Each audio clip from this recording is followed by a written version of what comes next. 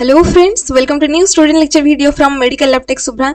तो आप लोगों को पता ही होगा, हम लोग बात कर रहे थे multiple choice questions for medical laboratory technician students.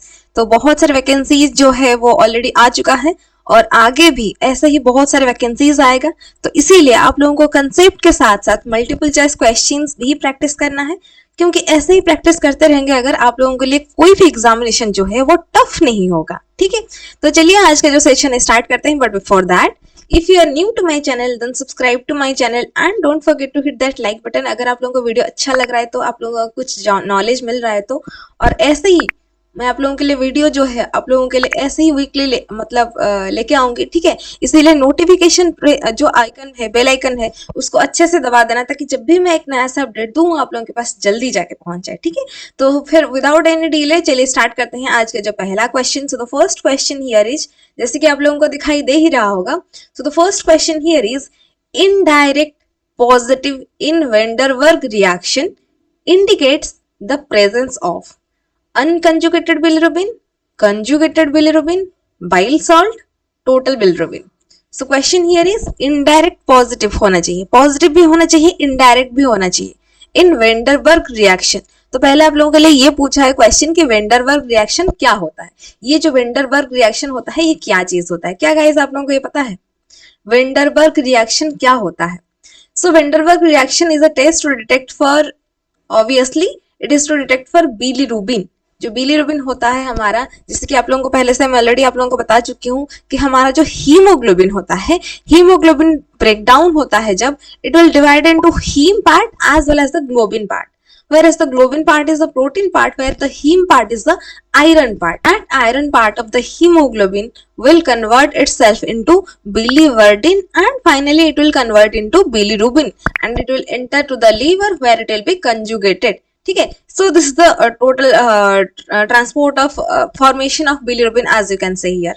but जैसे कि यहाँ पे जो क्वेश्चन पूछा है वेंडरबर्ग रिएक्शन होगा, लेकिन द क्वेश्चन को अगर हम लोग अच्छे से समझेंगे तो question here is indirect positive दिया है।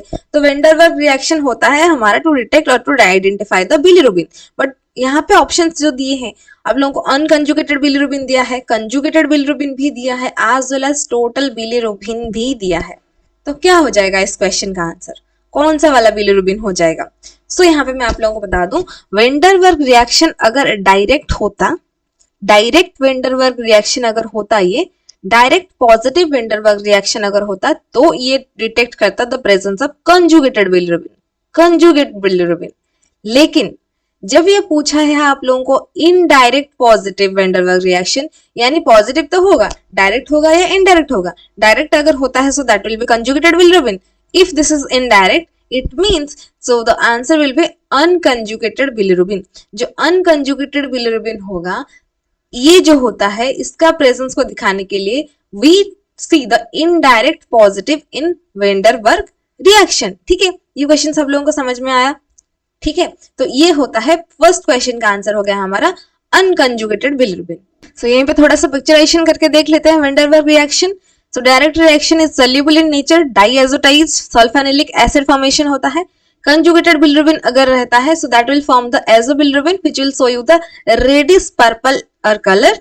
और अगर इट विल इनडायरेक्ट रिएक्शन अगर होगा that is insoluble and diazotized sulphanilic acid के साथ जब अनकंजुगेटेड बिलिरुबिन मिल जाता है so that will form the azobilirubin but it will not impart any color, so that will be colorless, no color, right? So this is the total Vanderbilt reaction, direct and indirect. And if you are looking for total bilirubin, so then add methanol to this azobilirubin, it will show azobilirubin reddish purple color and you will get the total bilirubin, right? So this is the total Vanderbilt reaction.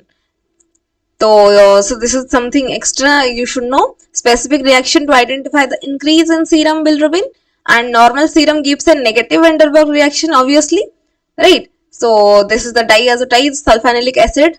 If we will add bilirubin to it, it will show the azobilirubin. It will also identify the presence of bilirubin, right?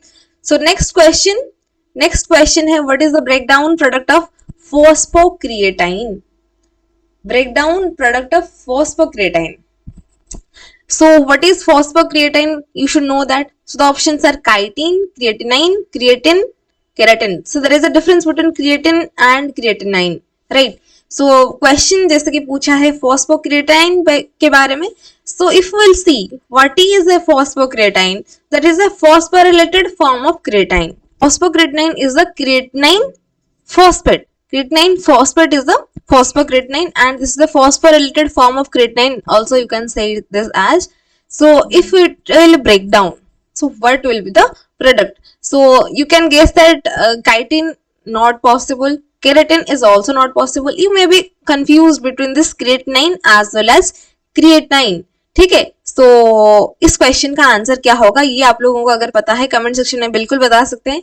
So what will be the answer of this question? Creatinine होगा या creatine होगा? क्या होगा? Breakdown product of phosphocreatinine. Question का answer हो जाएगा option number B, that is creatinine. So it is mainly primarily found in skeletal muscles, and also it acts as a energy buffer. It acts as an energy buffer. Why? Because your muscle have the ability to contract itself. तो contractibility is the ability. So इसके लिए तो energy चाहिए ही. तो energy कैसे बनेगा, कहां से बनेगा? सो एडीपी से एटीपी फॉर्मेशन होगा, एनर्जी बनेगा, and that will be done by this creatinine. So the option number B is the creatinine is the correct answer of this question. ठीक है, चलिए चलते हैं नेक्स्ट क्वेश्चन देखते हैं. नेक्स्ट क्वेश्चन जो आप लोगों के लिए यहाँ पे दिया गया है, ESR result is auto corrected at the temperature of dash in only 30 minutes. So ये क्वेश्चन को हम लोग थोड़ा सा एलाबोरेट करेंगे. तो ESR जो होता है एरिथ्रोसाइट सेडिमेंटेशन रेट होता है. हमारा जो एरिथ्रोसाइट्स होते हैं और आरबीसी और जैसे कि आप लोग बोलते हो रेड ब्लड कर्पस्कल्स जो होते हैं, ये होते हैं हमारा मेनली 1 आवर का हम लोग देखते हैं, बाकी 2 आवर का भी देखते हैं. ठीक है, 1 आवर का भी हो सकता है ये सर पूछा जा सकता है, 2 आवर का भी पूछा जा सकता है. ठीक है, मेल फीमेल का कितना होता है ये भी आप लोगों को पता होना चाहिए. ठीक है, तो ये सर जो होता है हम लोग क्या करते हैं उसको मेनली वेस्टर्न ग्रेन ट्यूब में हम लोग क्या करते हैं उसको वेस्टर्न ग्रेन स्टैंड में रख लेते हैं फॉर 1 आवर. अगर मैं 1 आवर की बात करूं तो 1 आवर के बाद क्या होता है ना, ये जो होता है एरिथ्रोसाइट्स जो होते हैं, बिकॉज इट हैज द ज्यादा डेंसिटी होता है, it will settle down in the bottom. ठीक है, बॉटम पर्सन में ये सेटल डाउन हो जाता है, और उसके बाद आता है आप लोगों का बॉफी कोड, और ऊपर के हिस्से में आप लोगों का प्लाज्मा रहता है. ठीक है, so that is this is the ESR. ठीक है, लेकिन अगर हमको 30 मिनट्स के अंदर ESR का रिजल्ट चाहिए हो तो इसीलिए ये पूछा है ESR result is auto corrected at the temperature of dash in only 30 minutes. कितने डिग्री टेम्परेचर में अगर हम लोग देखेंगे, it will be auto corrected 12 degree Celsius, 14 degree Celsius, 10 degree Celsius as well as 18 degree Celsius. So what will be the correct answer? किसको पता है? किसी को पता है ये क्वेश्चन का आंसर क्या हो जाएगा? जल्दी जल्दी से बता दीजिए. ESR result is auto corrected at the temperature of 18 degree Celsius in only 30 minutes. If you want to detect or identify the ESR of some person or some patients 30 minutes, so in 18 degree Celsius it will be auto corrected. ठीक है, चलिए चलते हैं next question देखते हैं. So next question here is, all of the following methods are available for the determination of serum chloride levels except. तो यहाँ पे 4 के 4 ऑप्शंस दिए गए हैं, और 4 ऑप्शन जो है यहाँ पे आप लोगों का सीरम क्लोराइड Cl- जो होता है सीरम क्लोराइड लेवल को डिटरमाइन करने के लिए है. लेकिन यहाँ पे पूछा है एक्सेप्ट, मतलब 4 के 4 जो है सब लोग तो सीरम क्लोराइड लेवल को डिटेक्ट करेंगे या फिर डिटरमाइन करेंगे, लेकिन एक ऐसा ऑप्शन है जो कि it will not determine the serum chloride levels. So what will be the correct answer of this question? थोड़ा सा बताइए मेरे को. ये method of Jacobs and Hoffman, silver iodate method, method of Vance like, scales and scales method. क्या हो जाएगा इस क्वेश्चन का answer? Silver and iodate method, it is used for determination of serum chloride level. Okay, method of veins like, it is also used in the determination of serum chloride levels. And scales method, it is also determined for helps in the determination of serum chloride levels. तो बच गया हमारा यहीं पे option number A, that is method of Jacobs and Hoffman. So this is the correct answer of this question. That is the. तो आप लोग पूछोगे जैकब एंड हॉफमैन के लिए कौन सा हम लोग करते हैं, ये क्या चीज को डिटरमिन करता है? तो ये आप लोगों का डिटरमिन करता है पोटासियम को. किसको? पोटासियम को. So potassium level is determined by Jacobs and Hoffman method, whereas silver iodide method, method of Van Slyke, scales and scales method में ये तीनों मेथड में we determine the serum chloride level. ठीक है, question समझ में आ गया. चलिए चलते हैं नेक्स्ट क्वेश्चन देखते हैं. नेक्स्ट क्वेश्चन पूछा है क्रिएटिनाइन, कि जो कि आप लोग बोलते हो creatinine. Creatinine is estimated by diacetyl, यहाँ पे थोड़ा सा स्पेलिंग का है, diacetyl ACE, diacetyl monoxime method, Jaffe's method, Caraway's method, oxidase peroxidase method. क्या आंसर हो जाएगा इस क्वेश्चन का? क्रिएटिनिन जो होता है हम लोग कौन से मेथड से इसको डिटेक्ट करते हैं? तो पहले हम लोगों को जानना पड़ेगा, ये सारे ऑप्शंस को देखना पड़ेगा, हम लोगों को पता करना पड़ेगा कि ये जो डाइएसिटाइल मोनोजाइम मेथड होता है ये किसके लिए टेस्ट होता है. जो डाइएसिटाइल मोनोजाइम मेथड होता है ये आप लोगों को पता होगा, फॉर एस्टिमेशन ऑफ यूरिया हम लोग ये मेथड को यूज करते हैं. ठीक, नेक्स्ट जो दिया गया है कैरावेस मेथड. कैरावेस मेथड बहुत ही इंपॉर्टेंट सा सवाल है, एग्जामिनेशन में पूछता है कैरावेस मेथड का. तो कैरावेस मेथड हम लोग यूज करते हैं for determination of uric acids. ये हो गया यूरिया, थर्ड वाला कैरावेस हो गया uric acid. And oxidase peroxidase method, इसको तो बोलने की जरूरत है नहीं, जीओडी पीओडी आप लोगों को पता ही होगा. So that is used for determination of glucose level. यहाँ पे बच गया यहीं पे option number B, that is Jaffe's method. तो यही जो जैफेज मेथड होता है इसी मेथड में हम लोग एस्टिमेट करते हैं क्रिएटिनाइन. सब लोगों को समझ में आ गया. चलिए चलते हैं नेक्स्ट क्वेश्चन देखते हैं. नेक्स्ट क्वेश्चन पूछा है daily production of creatinine and subsequent creatinine depend on. Creatinine से ज्यादा क्वेश्चन पूछा है ना.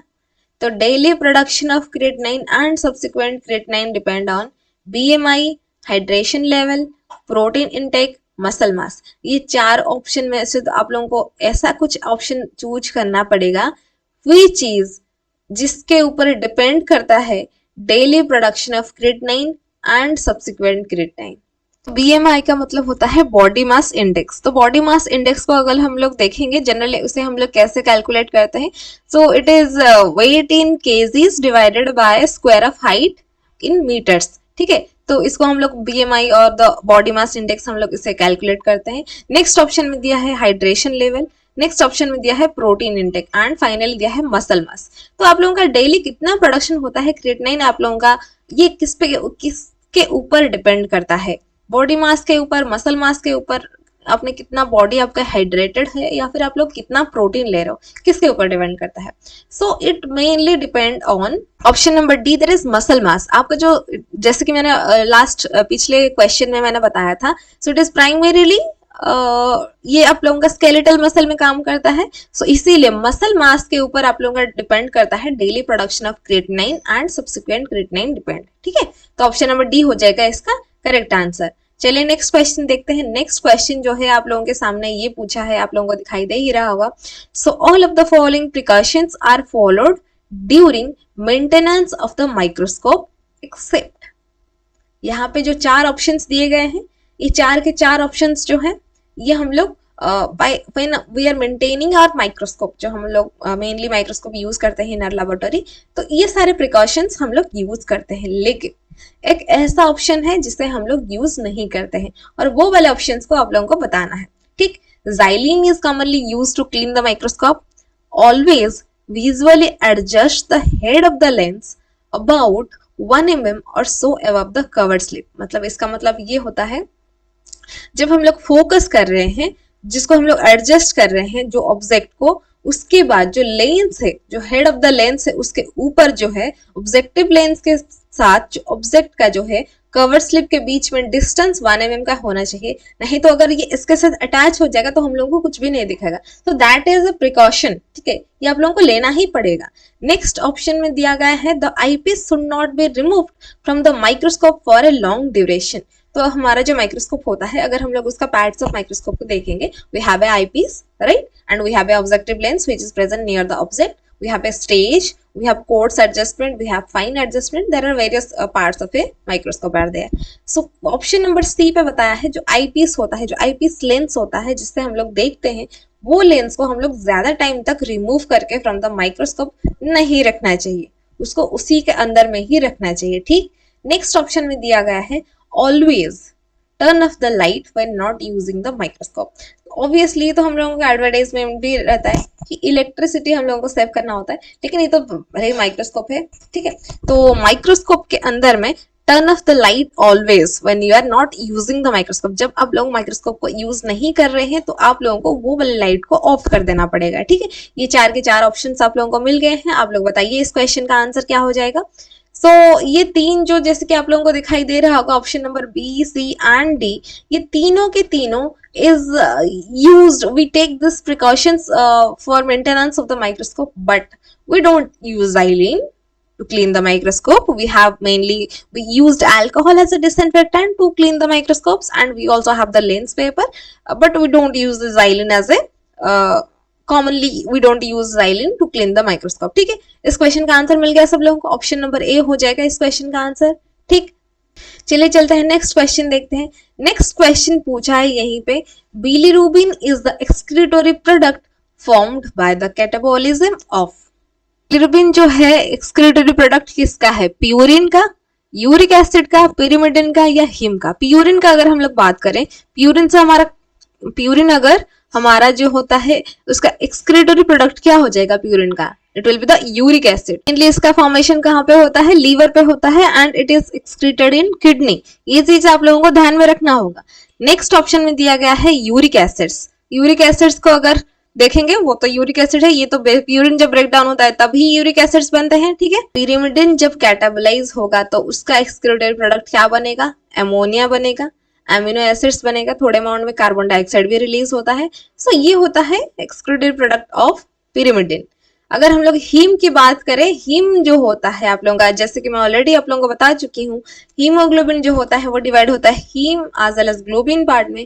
हीम होता है आयरन पार्ट, ग्लोबिन होता है प्रोटीन पार्ट। हीम पार्ट जो होता है, आयरन पार्ट जो होता है वो होता है आप लोगों का फॉर्मेशन बिलीवर्डिन में कन्वर्ट होता है, एंड दिस बिलीवर्डिन वर्डिन में कन्वर्ट होता है, एंड ये जो बिलीवर्डिन होता है ये फिर से कन्वर्ट हो जाता है बिलीरुबिन में। सो किसका कैटाबोलिज्म प्रोडक्ट हो जाएगा बिलीरुबिन, अभी मिल गया आप लोगों का answer, option number D, that is heme. Heme से ही आप लोगों का बिलीरुबिन फॉर्मेशन होता है, ठीक। चलिए चलते हैं नेक्स्ट क्वेश्चन देखते हैं। नेक्स्ट क्वेश्चन जो दिया गया है थोड़ा सा इसको अच्छे से, बहुत ही अच्छे से देखते हैं। Select the correct option from the following. Hexokinase enzyme is used in detecting creatinine, Jaffe's method is used in detecting creatinine. I don't think ये आप लोगों के लिए प्रॉब्लम होगा क्योंकि इसको ऑलरेडी हम लोग देख चुके हैं ये क्वेश्चन को। Statement 1 is true, statement 2 is false. कौन सा ट्रू है, कौन सा फॉल्स है, दोनों ट्रू है या दोनों फॉल्स है, बताइए जल्दी से मेरे को कमेंट सेक्शन में बता दीजिए इस क्वेश्चन का आंसर क्या हो जाएगा, क्योंकि इसके बारे में हम लोगों ने ऑलरेडी डिस्कशन कर चुके हैं। So Jaffe's method is used in detecting creatinine, ये तो सही है, ठीक है। मतलब ऑप्शन नंबर 2 इज ट्रू, ठीक है। ये 2 इज ट्रू किस पे है, इधर बी हो सकता है, इधर सी हो सकता है, लेकिन स्टेटमेंट 1 जो है वो ट्रू है या फॉल्स है इसको देखना पड़ेगा। हेक्सोकाइनेज, ये हेक्सोकाइनेज एंजाइम कहाँ पे यूज होता है, ये जो हेक्सोकाइनेज एंजाइम होता है it plays an important role in the control of glycolysis. जब ग्लाइकोजन ब्रेक डाउन होता है वहां पे हेक्सोकाइनेज एंजाइम जो होता है बहुत ही काम इंपॉर्टेंट रोल प्ले करता है, इसीलिए ये जो ऑप्शन है ये ऑप्शन जो होगा ये नहीं होगा। वेयरएज क्रिएटिनिन के लिए जैफेस मेथड यूज होता है। This will be the correct answer of this question. इसका मतलब ऑप्शन नंबर बी में जो दिया गया है statement 1 is false and statement 2 is true. This will be the correct answer of this question, ठीक है। चलिए चलते हैं फिर लास्ट एंड फाइनल क्वेश्चन आज का क्लिनिकल बायोकेमिस्ट्री का देख लेते हैं। सो ये क्वेश्चन है, electrolyte which is absorbed along with sodium is chloride, magnesium, lactate, potassium. 4 यहाँ पे आयन्स आप लोगों को दिए गए हैं लैक्टेट को छोड़ के। इसमें से ऐसा इलेक्ट्रोलाइट कौन सा है जो कि सोडियम के साथ अब्जॉर्ब होता है। ये चीज है, बहुत ही कॉमन चीज है, जनरल चीज है, जिसको भी आंसर नहीं पता होगा उसको मतलब वो ऐसे गेस करके बता सकता है कि इस क्वेश्चन का आंसर क्या होगा। जैसे कि हम लोग बात करते हैं कॉमन सॉल्ट के बारे में। जनरल सॉल्ट जो होता है वो क्या होता है, सोडियम क्लोराइड होता है, NaCl होता है। अगर सोडियम हमको Na मिल गया तो Cl हम लोग वो चाहिए, तो आप लोग पूछोगे NaCl ही क्यों चाहिए अगर हम लोग को सोडियम, मैग्नीशियम, सोडियम, पोटेशियम, ऐसा नहीं होगा क्योंकि चार्ज जो है न्यूट्रल होना चाहिए। सोडियम जो है Na+ होता है ना, Na+ सोडियम होता है, हम लोगों को अभी चाहिए कुछ माइनस, यानी मैग्नीशियम भी 2+ होता है, पोटासियम भी K+ ही होता है, लेकिन सोडियम के साथ कुछ माइनस यानी नेगेटिव चाहिए ताकि वो ऐड होकर न्यूट्रल चार्ज बन सके। इसीलिए Cl जो होता है Cl- होता है ना, Na+Cl- होता है ना, सो ये इलेक्ट्रोलाइट तभी जाके एब्जॉर्ब हो पाएगा। इसीलिए ये क्वेश्चन का आंसर हो जाएगा option number A, that is chloride. ठीक है, सब लोगों को समझ में आ गया। तो ये क्वेश्चन पूरा था यूपीएनएचएम का जो हम लोग बात कर रहे थे, वहां पे थोड़ा सा 1-2 यूनिट रह गया था। ये क्वेश्चन पूछा गया था इन द 2022 में एग्जामिनेशन हुआ था, और ये क्लिनिकल बायोकेमिस्ट्री का क्वेश्चन है। अगर आप लोगों को वीडियो अच्छा लगा और आप लोग ऐसे ही वीडियो देखना चाहते हैं तो चैनल को सब्सक्राइब जरूर कर ले, वीडियो को लाइक कर ले, कमेंट कर ले। ठीक है, इंस्टाग्राम पर भी मुझे फॉलो कर सकते हैं, my Instagram ID is there in the description. ठीक है, चलिए फिर मिलते हैं in the next video lecture. तब तक के लिए इस वीडियो को अच्छे से देखते रहिए। Thank you.